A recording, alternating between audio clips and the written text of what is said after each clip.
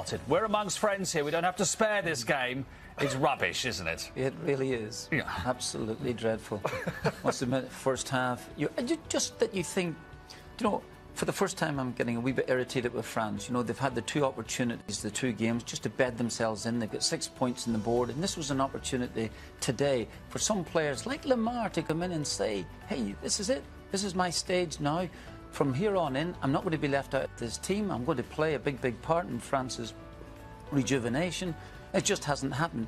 We talked before about the Augie Haredi saying they wouldn't park the bus. Well, it would surprise me about that. But I don't mind that so much. I really don't mind that they're looking for the other point. But France have been so disappointing. So disappointing. I must admit, it's just soporific, the stuff. Right, we'll ask Henrik in a second how you go around circumnavigating the bus. But show us the bus, first of all. Maybe it's the vivid red shirts. There seem to be about 15 of them at the back there, Denmark. Yeah, they do. It does. And they have part of the bus. But as you said, they need a point. They hit on break. So organised. The back four, the five in front at times. They do get in, France here, but no ambition whatsoever to get in the box. 9 men back. But look at that, no ambition to go into that area. Just make a gamble, please, somebody. And then when the break comes, again, they get 9 players back. And again, at France, honestly, you look at the players who've come in, it's just embarrassing. And then they get hit on the break.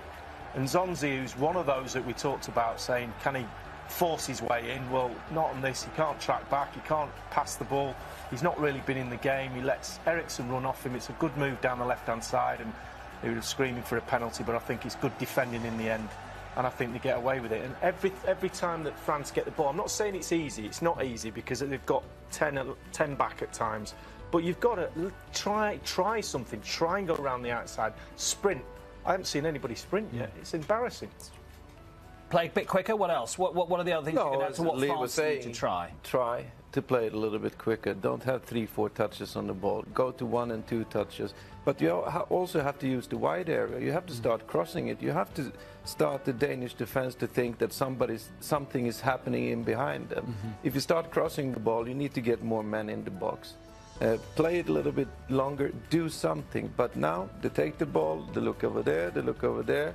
So the Danish team can just move comfortably across the pitch. So it's not difficult for Denmark to defend. It looks like a training game, doesn't it, where both teams are going to get what they want? But I think, yeah, they will. I mean, both are happy with this result.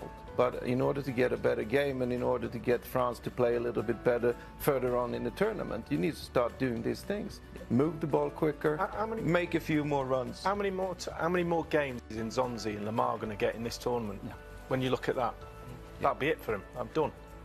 This is game number 37. We haven't had a 0-0 draw yet. You might be thinking there's one on the way, but there is not going to be a 0-0 draw in Sochi. And this is going to be a very, very popular goal because the Peruvian fans have been so fantastic. Lee, you were talking about them the other day. There is a hint of offside here. It's interesting that our friend VAR hasn't come back to look at this because it did look as if Guerrero might have just been offside. Yeah, just slightly offside, I must admit, but I don't think that anyone would begrudge Peru this goal other than the Australians.